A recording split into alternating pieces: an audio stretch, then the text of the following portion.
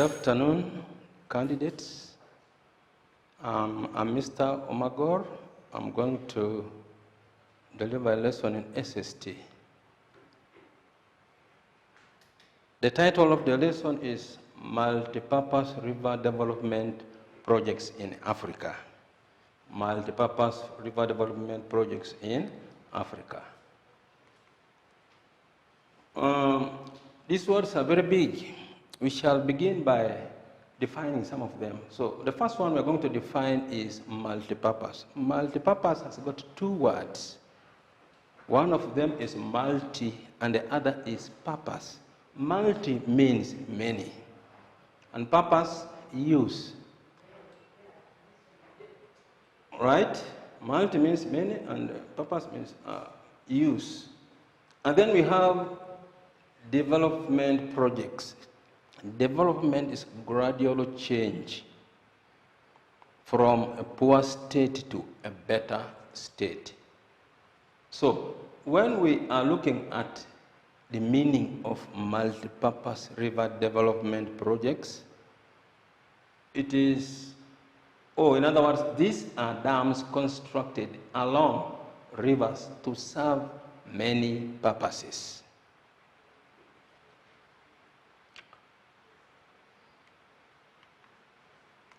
Right? Now, examples of famous multipurpose river development projects in Africa. The first one here is Aswan High Dam in Egypt, but it's found on River Nile. Aswan High Dam in Egypt is found on River Nile. Right? Aswan High Dam is, this one is River Nile. This one is River Nile. At Aswan High Dam is found in Egypt along River Nile. It is here. In Egypt along River Nile. Right? So this is the biggest project on River Nile. And behind it, a man-made lake was created. That man-made lake is known as Lake Nasser. It's known as Lake Nasser. Right? Another one is River Volta project, sometimes known as Akosombo Dam. Akosombo Dam is in Ghana, but it is found on River Volta.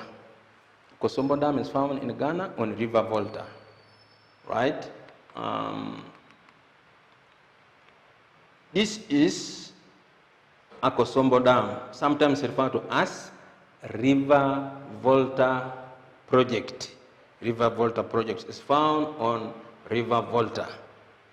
It is found in Ghana and located on River Volta. So when Akosombo Dam was constructed, it led to the formation of a very large man-made lake in Africa.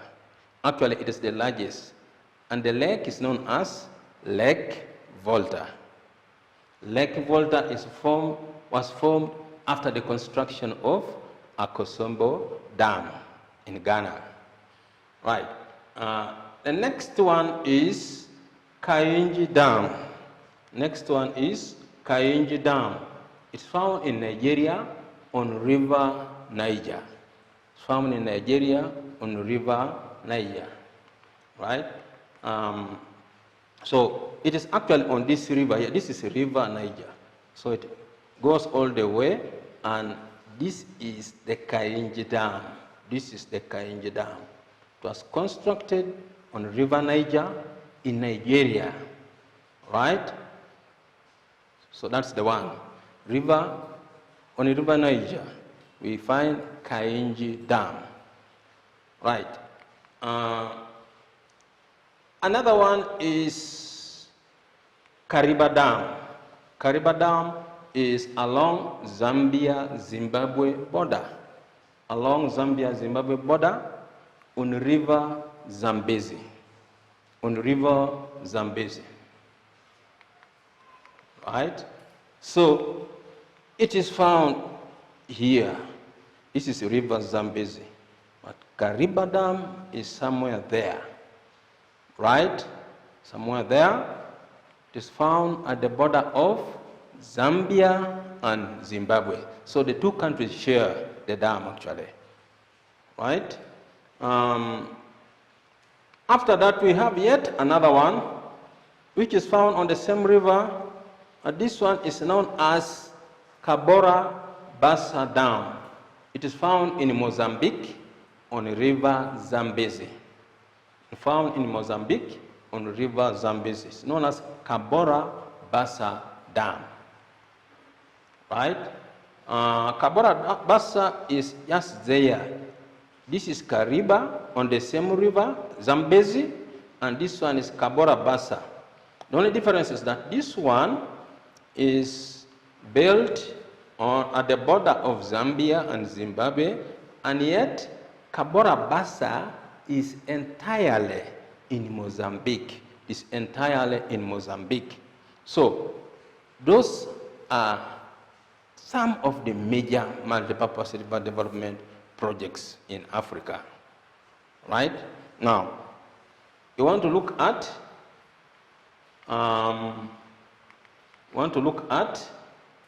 reasons for constructing multi-purpose river development project. That acronym in front there stands for multi-purpose river development projects. So when you see it here, it stands for multi-purpose river development projects.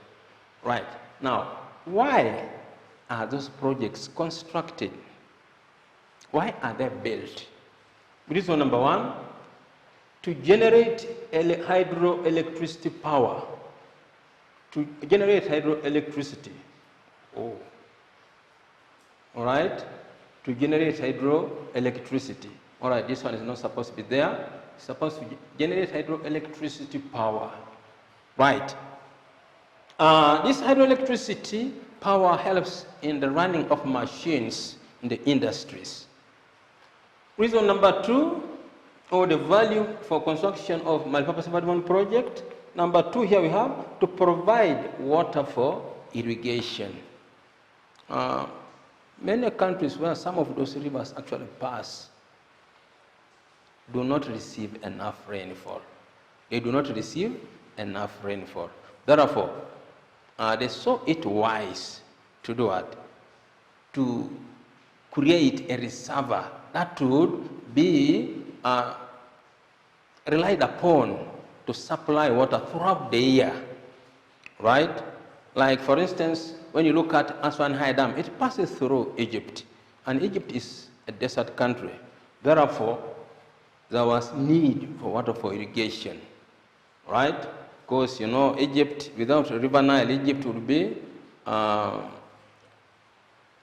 nowhere. There would be no people in Egypt, right?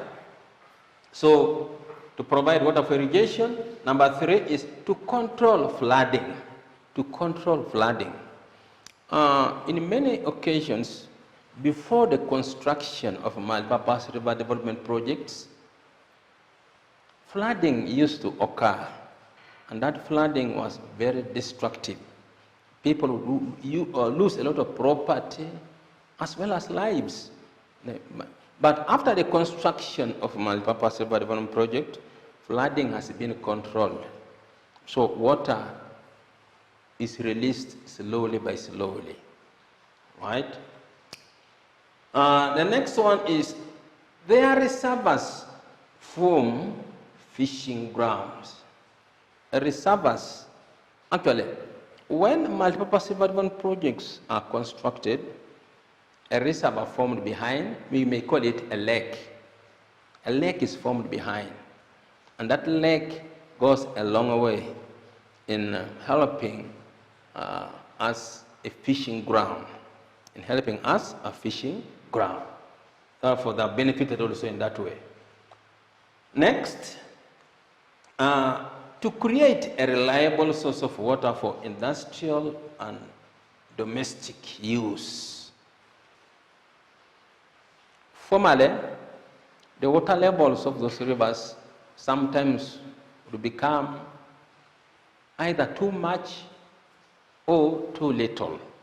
But as a result of construction of those dams, there is a reliable source of water now that can be used by people for domestic purposes as well as in the industries. So they are not assured of water throughout the year.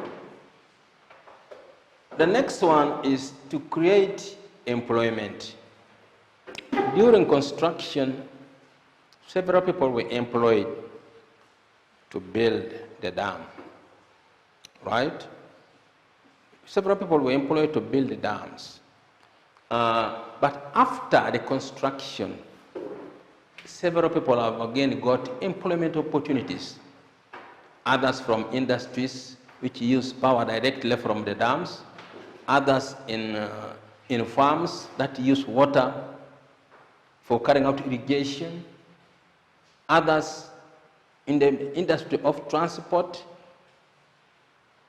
others in tourism. So there are a lot of employment opportunities that have been created. The next one is to attract tourists. The projects attract tourists, which is a source of national revenue or income. The next one is reservoirs or lakes formed. Reservoirs or lakes formed promote water transport. Reservoirs or lakes, actually the lakes can also be called, the reservoirs can be called lakes. So you can use any. All right? So reservoirs or lakes formed promote water transport. Right. Now, when you are considering building or setting up a multi-purpose river development project, there are a number of factors to be considered. Now here, we are going to look at factors to consider when setting up, what you have to bear in mind. What you have to bear in mind before you set up multi-purpose river development projects. What are they? Number one, there should be a constant, strong flow of water. There should be a constant, strong flow of water, such that there is enough water for the various functions for which these dams are set up. Number two, presence of strong rock. How is a strong rock important? Normally, when someone is building, maybe even a house, if you build your house on a rock, it means that the house has got a strong foundation. It has got a strong foundation. But if you build it on just sand, it can be swept away by rain. So in the same way, these dams are constructed, especially where waterfalls are found. Why?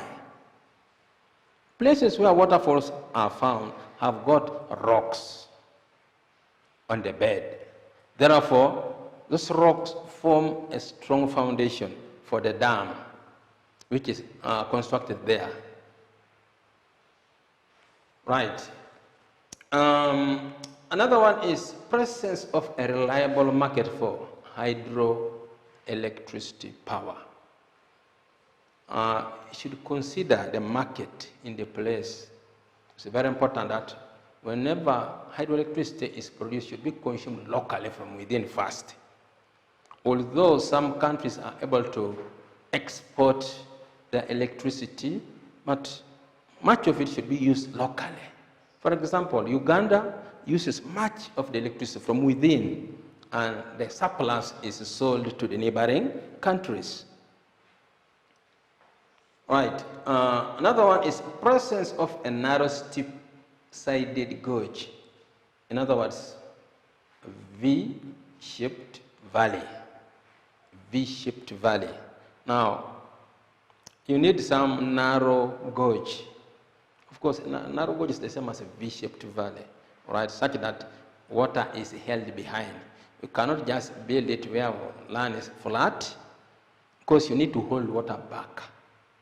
You need to hold water back. Therefore, you have to build it on a steep gorge. On a steep gorge. All right? Let us look at disadvantages of multipurpose river development projects. Disadvantages of multipurpose. We have already seen numerous advantages. But on the other hand, they have also got some disadvantages. The bad part of it, the demerits. What are they? Number one, their construction may cause people to be displaced. Now, whenever there is whenever a dam is constructed, people are always displaced. People are displaced. Therefore, it is already a problem. You have to look for a place where to resettle those people. Therefore, you need to be aware of such problems. Number two, a lot of money is spent on constructing dams and resettling displaced people. A lot of money. Expatriates take a lot of money. Expatriates are the engineers. They have the skills. They are skilled people. When they come, they take a lot of money because they know that the value of that dam will go on and on and on for a long period of time. Therefore, they try to charge you accordingly. So, money is spent on constructing and resettling displaced people. You have to maybe acquire land and construct for them houses, all right? Then give them a startup actually for beginning life in the new area. That is what it's all about. So it is very costly. It is expensive, in other words, right? Number next is large areas of land are claimed by the man-made lake or reservoir. Large areas of land. Actually, when a dam is constructed, it involves filling a certain valley. When you fill water with, you fill that valley with water, it forms a lake or a reservoir. So that reservoir, if it finds that there are people around, right? Sometimes much of it is maybe agricultural land, so it will claim a lot of land. It will claim a lot of land, all right? That would be used even for other things, all right? For other purposes. So it will claim a lot of land. Number next, some lines of communication are blocked or cut off. For example, we have roads and railway lines. If railway lines are passing via the valley which is supposed to be flooded with water, it will be cut off. Maybe roads, railway lines, maybe power lines, things like communication lines, they will be cut off. So that's already a very big disadvantage. Number next is environment degradation is caused during construction of the dams. There is environment degradation because vegetation has got to be cleared from the area, right? It will affect the animals and the plants in the area where they are supposed to be constructed.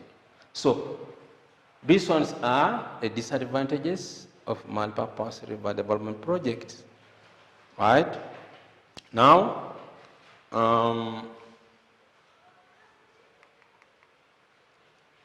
we have some activity for you. So you can try out this activity in your books.